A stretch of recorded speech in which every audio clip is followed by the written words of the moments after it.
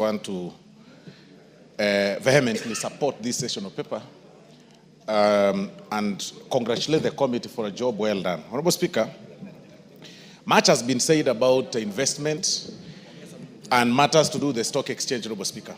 And I must, even as I speak and contribute, Honorable Speaker, I must really say that I'm a living testimony of what such line of investment can do. Honorable Speaker, I was going through the statement sent by my stockbroker just yesterday, Honorable Speaker. And I must say that I was so impressed. That's something that I tried to guesswork, Honorable Speaker, just about 4 or 5 months ago, in the line of the KCB, in the line of Kenya Re, Honorable Speaker, and even in the line of Kenya Power, Honorable Speaker. The statement that I saw really mesmerized me, and it's about time, Honorable Speaker, that we think through this line of, I do not know why the member for Laikipia, Honorable Speaker, is so excited. I think she will be escorting me all the way to the bank. But all said and done, Honorable Speaker, there's different channels that government must raise funds. And one of it, Honorable Speaker, is to offer an opportunity for the masses to walk alongside with them, Honorable Speaker. They say that if you want to go fast, walk alone. But if you want to go far, walk with people. Honorable Speaker, many of these corporations that time immemorial, Honorable Speaker, have been left, by people or to people, just employees, Honorable Speaker, that just depend on the exchequer, on salaries and everything to run, who just pass time, Honorable Speaker, so that they can retire at 60 and go home and enjoy their pensions and everything. That is the reason why, Honorable Speaker, most of these private public corporations are not progressing. And look at this session of paper, Honorable Speaker. What it is advising, Honorable Speaker, is that you offer Kenyans an opportunity, just like it was offered, Honorable Speaker, back in 2009. You remember, Honorable Speaker, about 2009 when Kenyans queued, along Nation Center, Honorable Speaker, to buy or to purchase, Honorable Speaker, the Safaricom shares, then were about 5 shillings. Kenyans were all over saying, we want to protect this monster, Honorable Speaker. And it became humongous over time, Honorable Speaker, when people really invested in it. So it's about time that Kenyans take some of these proposals positively. And even the members that are watching us here, Honorable Speaker, because sometimes people, you hear people say, so-and-so owns shares from this particular company, it becomes the biggest shareholder, so-and-so has invested this. Honorable Speaker, it is a gradual growth that you have been offered an opportunity. Today, the share goes at 3 shillings, for example, if it is Kenya Re. Tomorrow you get it, Honorable Speaker, appreciating it to 11 shillings. The next day you find it appreciating to 25 shillings. All that, number one, helps grow your financial strength and also helps raise money for the government or for that state corporation. And it will never fall because there are so many eyes, Honorable Speaker, that are watching. And that is why it is about time that Kenyans embrace this kind of line, number one, of investment, and number two, of raising capital for the state corporations, Honorable Speaker. I do not know why, actually, we're even belaboring the point. We should all support this session of paper. We support this privatization. We support this opportunity to invest so that we can all move together as a country and help the country and help ourselves to grow. Honorable Speaker, I invite the Honorable Jane Kagiri to help me, to move with me so that we can smile all the way to the bank out of the statement that I got from my stockbroker yesterday, Honorable Speaker, in regard to the opportunity that I got about 5 months ago. Thank you very much, Honorable Speaker. The Honorable Owen Bayer, who is the Deputy Majority Leader. Thank you, Honorable Speaker. Honorable Speaker, during the Kibaki years, the early Kibaki years, when the issue of IPOs started hitting this country, that's when proper economic growth, Honorable Speaker, started. The IPO for KCB, the IPO for Safaricom, the IPO for KJ, and many IPOs, Honorable Speaker, came in. And Honorable Speaker, I want to tell this House that this country raised a lot of money. There were very many IPOs that were actually oversubscribed. And people wondered where this money came from. But Honorable Speaker, it is this money that watered the economic growth that started during that time of Kibaki, Honorable Speaker. Having an IPO like this, the initial public offer of Kenya Pipeline, Honorable Speaker, is a good thing for this country. Mr. Speaker, while I appreciate my leader, the leader of majority, he has to consult, but you can ask him to allow his deputy Order. To speak to the nation. The members who are consulting by the bar, please take your seats. Yes, thank you. So, Honorable Speaker, for this country to move forward, we have to offload these many corporations that are taking a lot of our money from the taxpayers. And, Honorable Speaker, they are producing very little. And therefore, it is very important that we start the privatization process. And the best place to start, Honorable Speaker, is this pipeline, Honorable Speaker. Mr. Speaker, we have for many years said that we are raiding people's payslips. We are raising taxes. They are very high in this country, Honorable Speaker. But, Honorable Speaker, we have to find an innovative way of raising capital and of raising resources to build this country, certain infrastructure that we must have. And one of the ways, Honorable Speaker, is the IPO.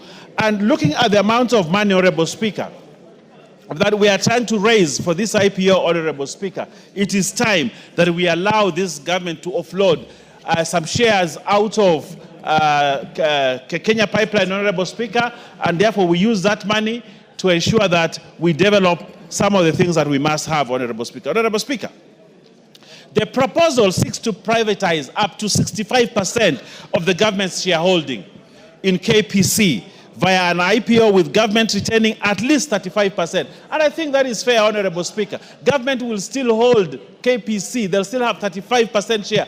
Probably, Honorable Speaker, government will still be the highest shareholder within. And therefore, we are not losing KPC, Honorable Speaker. Mr. Speaker, like the leader of majority said, we budgeted for 100 billion shillings in the budget. If we do not raise this money, Honorable, we shall have a gap of 100 billion shillings, Honorable Speaker. And yet, our own asset, just like you, Honorable Speaker, when you have issues, in my language, we have a saying, mutu wakolwa ni chakwe. Mutu wakolwa ni chakwe. Meaning, that which you have is which will save you at a time of need.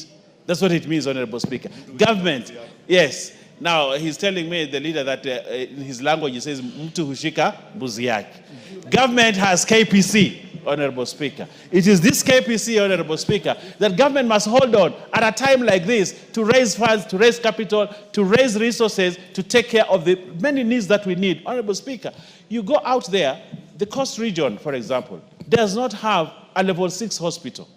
A level 6 hospital. Where will we get money in bulk to build a level 6 hospital? This is the entire coast. The entire coast does not have a level 6 hospital that goes up to Northeastern. You understand, Honorable Speaker?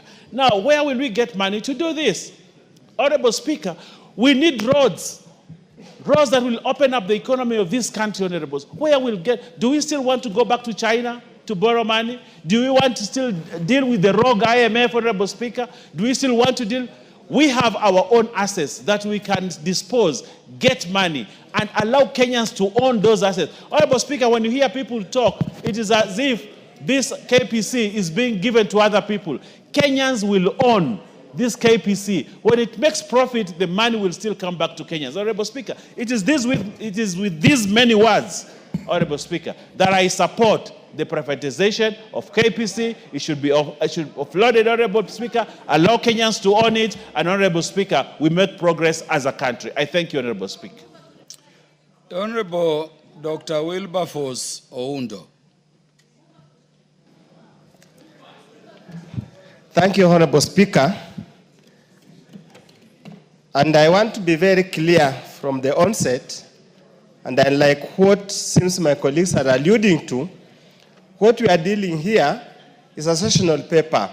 Our report on the sessional paper is not privatization proceedings in respect to privatization of Kenya Pipeline. I think people need to read. So when I hear already my colleagues jumping the gun, postulating, imagine how they build level 10 hospitals and the rest, it causes a lot of confusion. And that's why we lose the debate in a house like this. Owen Barr, being a seasoned member, should have told the country very clearly. This is a report of sessional paper that proposes. So, Honorable Speaker, number one, we need to go on record. Government has got no business in business. That is the position all over the world. Government has no business in a business. Number 2, privatization to unlock value is a good idea all over the world. Number 3, we have had privatization process in this country that have ended well, but some have ended up very badly.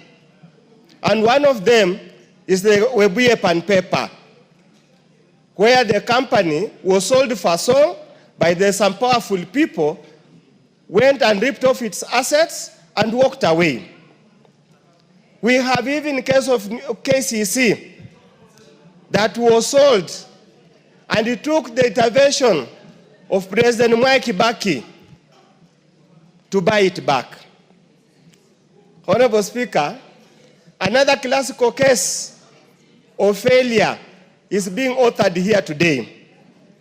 Another classical case of plunder and theft is being authored here today. Honorable Speaker, in policy number 7, we are told there are some amorphous people who claim money out of Kenya pipeline. We have not been told who are they, how it occurred, and what remedy was taken to punish those who oversaw the plan of these resources. You are told they're spending lawsuits amounting to 5.7 billion. Your guess is good as mine. Who are the claimants? Who are the lawyers? And who are the brokers in this matter? And who are the judges going to be bribed so that they can pass judgment early enough so that when the billions come, their first charge, they are paid. Honorable Speaker, secondly, we are being told the Zakem case. All of us who have been here know the Zakem case. They know who authored the Zakem scandal. They are working scot-free in this country. None of them has ever been brought to book. We are selling, stripping public assets to pay crooks who are already in bed by people who are in government at the moment. Honorable Speaker, we are told the number D, potential of loss of public funds amounting to 192 billion. Yet whoever perpetuated this, we have not been told where they are. Honorable Speaker, to sell an asset, to pay pending bills, which have not even been verified, which have been accumulated deliberately, is foolhardy. For how long will you keep on selling assets to pay pending bills and loans we accumulate every day to do non-productive activities? Honorable Speaker, and then the fear, the monopoly and the oligopoly that will come into this. Honorable Speaker, the principle might be good, but the foundation, the principles, the grounds for this privatization is all crooked process, Honorable Speaker. All crooked, all skewed to benefit a few people and leave the Kenyan people poorer than they were. And unfortunately, I stand to oppose. The rest can do whatever they want. I just want to go on record that it has been known there has been a sober voice who stood for the people of Kenya. Thank you. As the Honorable Dr. James Nyikal.